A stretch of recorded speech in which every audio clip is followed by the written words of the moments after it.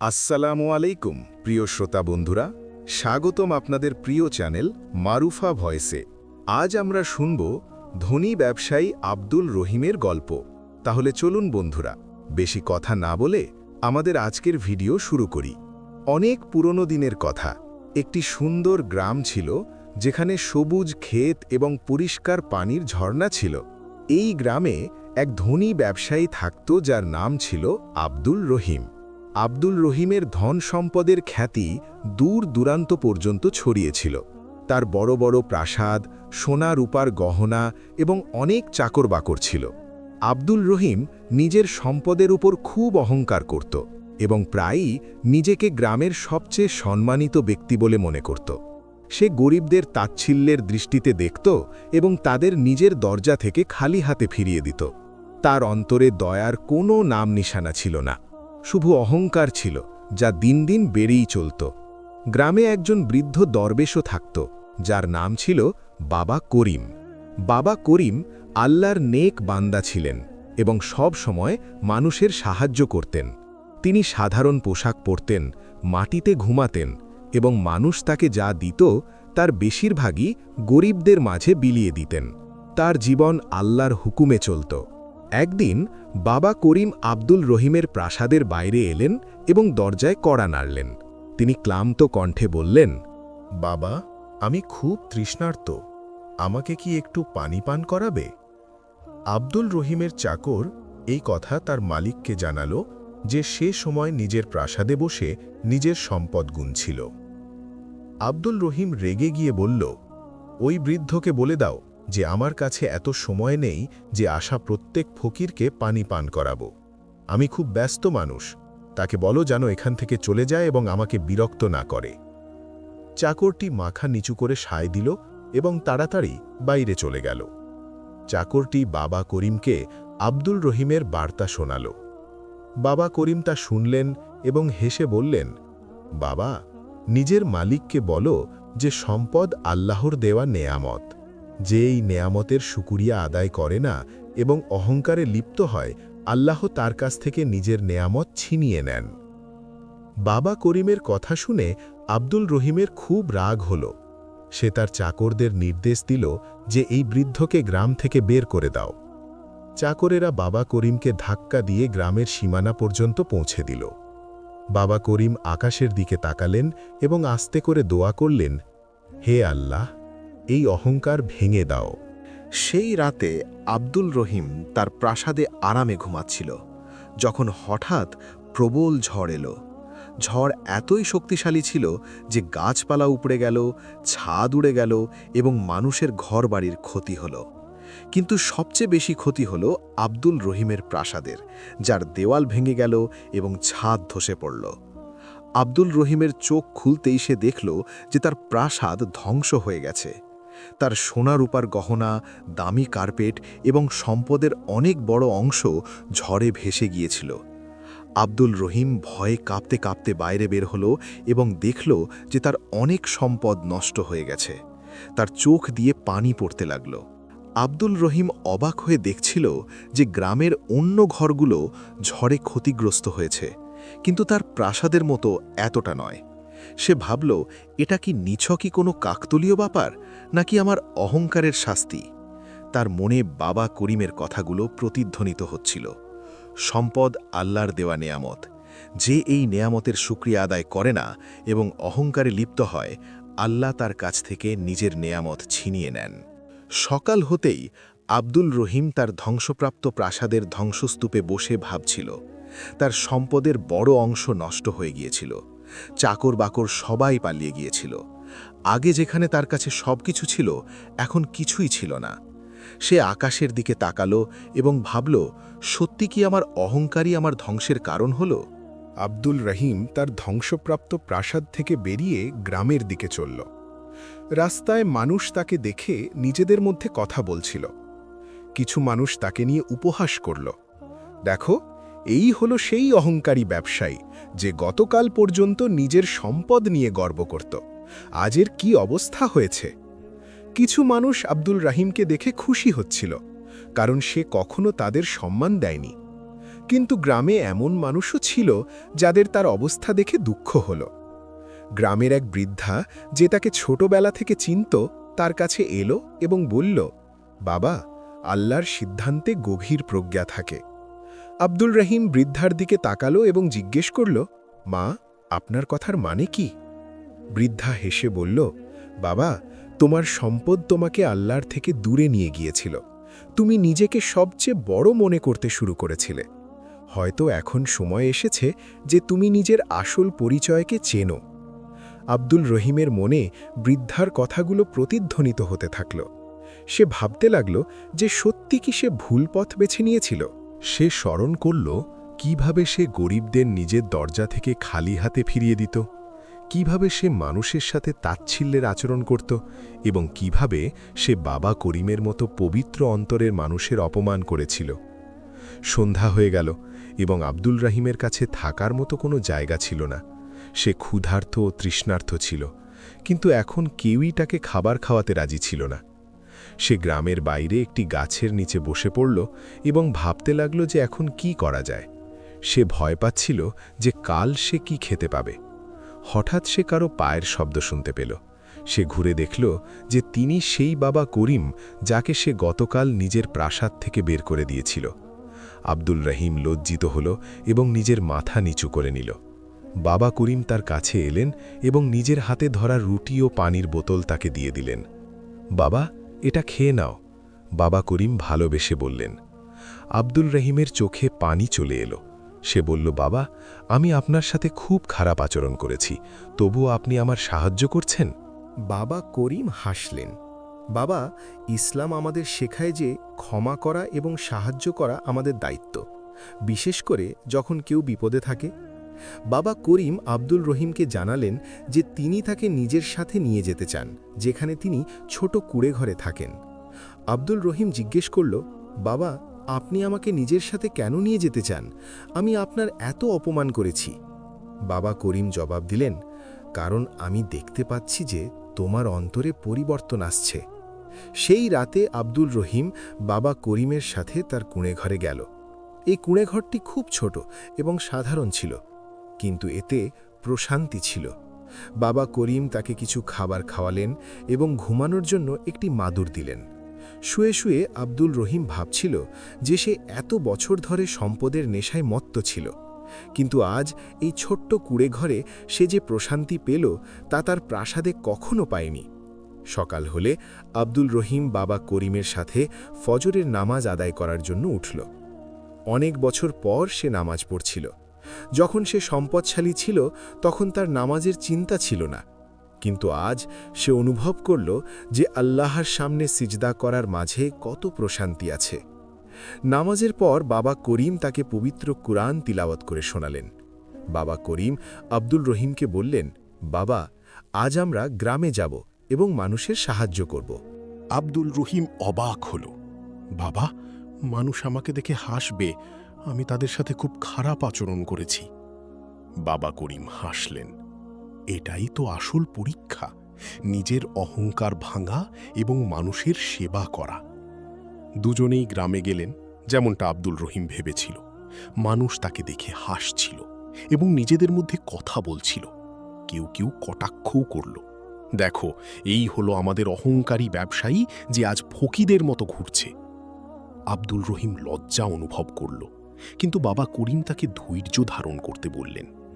বাবা করিম এবং আব্দুল রহিম এক বৃদ্ধা নারীর বাড়িতে গিয়ে তার সাহায্য করলেন, যার ঘর ঝড়ে বেশ ক্ষতিগ্রস্ত হয়েছিল।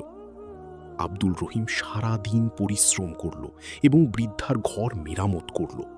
সন্ধ্যা পর্যন্ত তার হাত ছিলে গিয়েছিল এবং পিঠে ব্যথা করছিল, কিন্তু তার অন্তরে এক অদ্ভুত প্রশান্তি ছিল।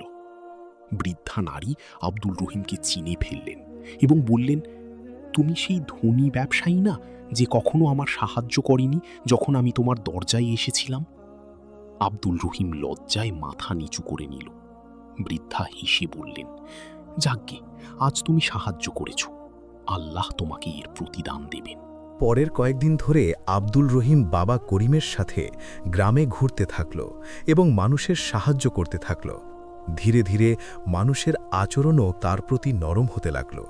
তারা দেখছিল যে এ আর সেই অহংকারী ব্যবসায়ী নেই, বরং এমন এক মানুষে পরিণত হচ্ছে যে এখন অন্যদের খেয়াল রাখে। একদিন গ্রামের মসজিদে এক সভা হলো, যেখানে গ্রামের অবস্থা উন্নত করার জন্য পরিকল্পনা করা হচ্ছিল। আব্দুল রহিমও তাতে অংশ নিল।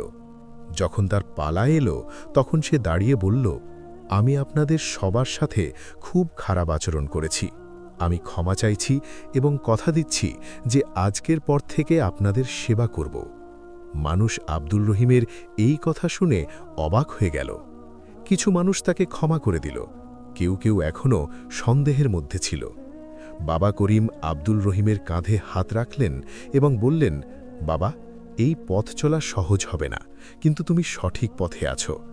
আসল সম্পদ হল অন্তরের পবিত্রতা এবং মানুষের সেবার মাঝে।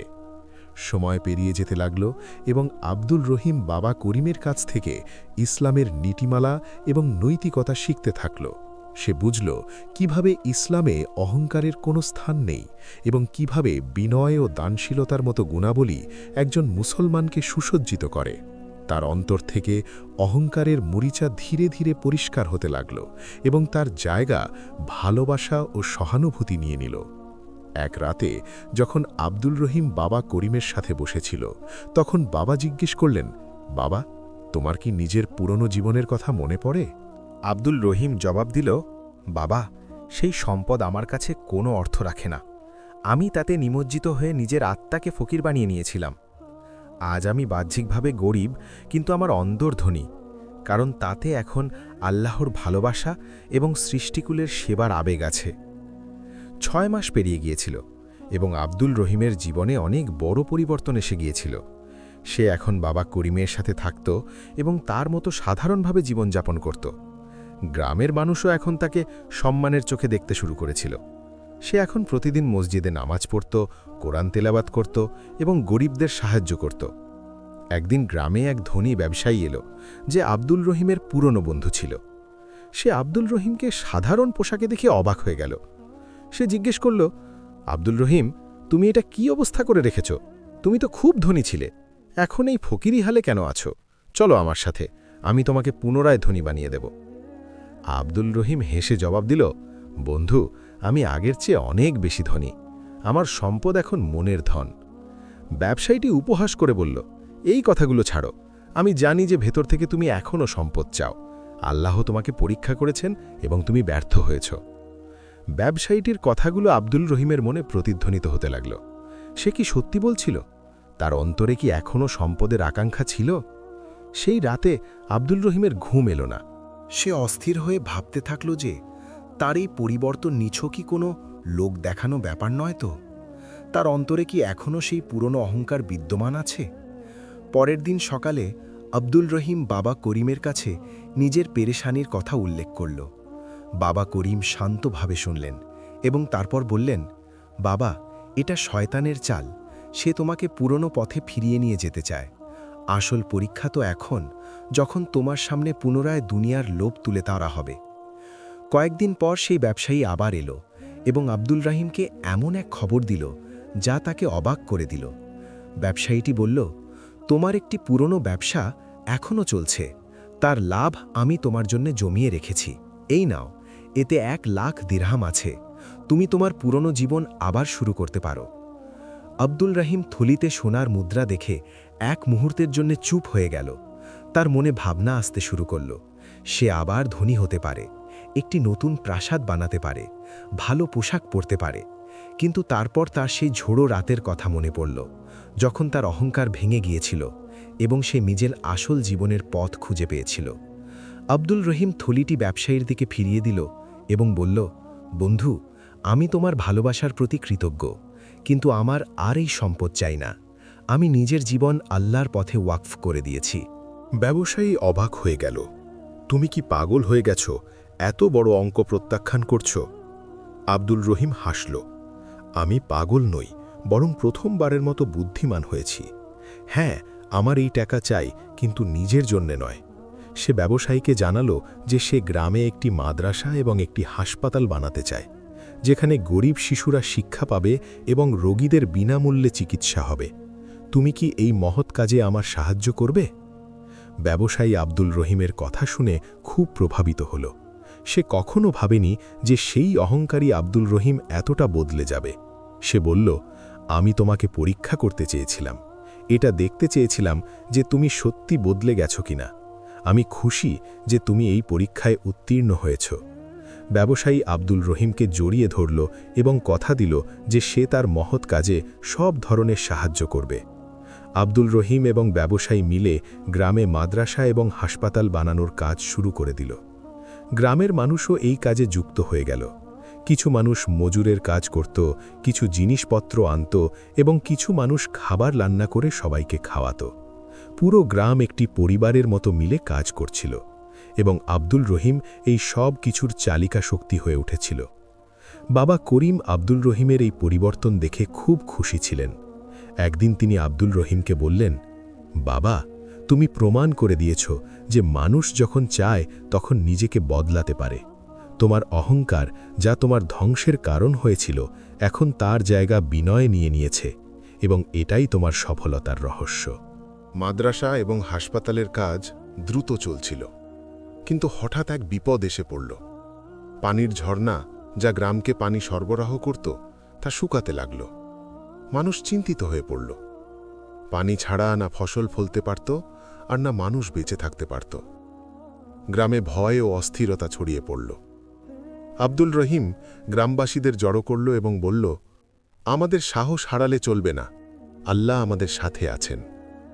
সে একটি পরিকল্পনা পেশ করল যে তারা সবাই মিলে পাহাড়ের অন্য পাশ থেকে পানি আনার জন্য একটি খাল খনন করবে।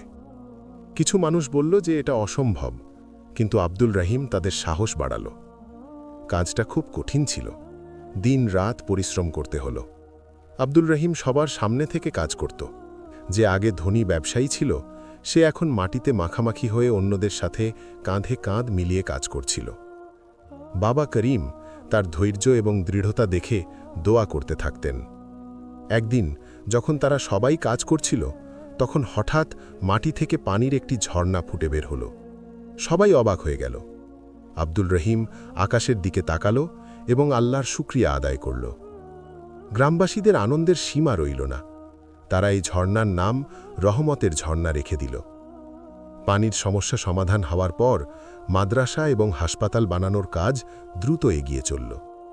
কয়েক মাসের মধ্যেই 2টি ভবনই প্রস্তুত হয়ে গেল। মাদ্রাসায় শিশুদের কুরআন, হাদিস এবং অন্যান্য জ্ঞানের শিক্ষা দেওয়া শুরু হলো। অন্যদিকে হাসপাতালে রোগীদের বিনামূল্যে চিকিৎসা শুরু হলো। আব্দুল রহিম তার পুরো সময় এই 2টি প্রতিষ্ঠান চালানোর কাজে লাগিয়ে দিল। গ্রামের খ্যাতি দূর দূরান্ত পর্যন্ত ছড়িয়ে পড়ল। আশেপাশের গ্রাম থেকেও মানুষ মাদ্রাসায় নিজের সন্তানদের পড়াতে এবং হাসপাতালে চিকিৎসা করাতে আসতে লাগল। আব্দুল রহিমের খ্যাতিও বেড়ে গেল। মানুষ তাকে রহিম বাবা বলতে লাগল। এমন এক মানুষ যে কখনো অহংকারী ব্যবসায়ী ছিল এবং এখন সবার সেবা করার মানুষ হয়ে গিয়েছিল। একদিন বাবা করিম আব্দুল রহিমকে ডাকলেন এবং বললেন, বাবা, আমি বৃদ্ধ হয়ে গেছি এবং এখন আমার যাওয়ার সময় চলে এসেছে। আব্দুল রহিমের চোখে পানি চলে এলো। বাবা করিম হাসতে হাসতে বললেন, কেঁদো না, এটা জীবনের নিয়ম। আমি তোমার প্রতি খুব খুশি। তুমি তোমার অহংকারকে পরাজিত করেছ এবং মানুষের সেবার পথ বেছে নিয়েছ। বাবা করিম আব্দুল রহিমকে নিজের উত্তরাধিকারী নিযুক্ত করলেন এবং বললেন, আমার শেষ উপদেশ হল, কখনো অহংকার করো না। সবসময় বিনয়ের সাথে কাজ করবে। অহংকার মানুষকে ধ্বংসের দিকে নিয়ে যায়, যেখানে বিনয় তাকে আল্লাহর নৈকট্য দান করে। আব্দুল রহিম বাবা করিমের হাতে চুমু খেল এবং তার শেষ উপদেশকে নিজের অন্তরে বসিয়ে নিল। বাবা করিমের ইন্তেকালের পর আব্দুল রহিম তার কুঁড়ে ঘরে থাকতে শুরু করল এবং তারই মতো মানুষের সেবায় মগ্ন হয়ে গেল। মানুষ তাকেও এখন রহিম বাবা বলতে শুরু করেছিল। সে সকাল থেকে সন্ধ্যা পর্যন্ত মাদ্রাসা এবং হাসপাতালে মগ্ন থাকত।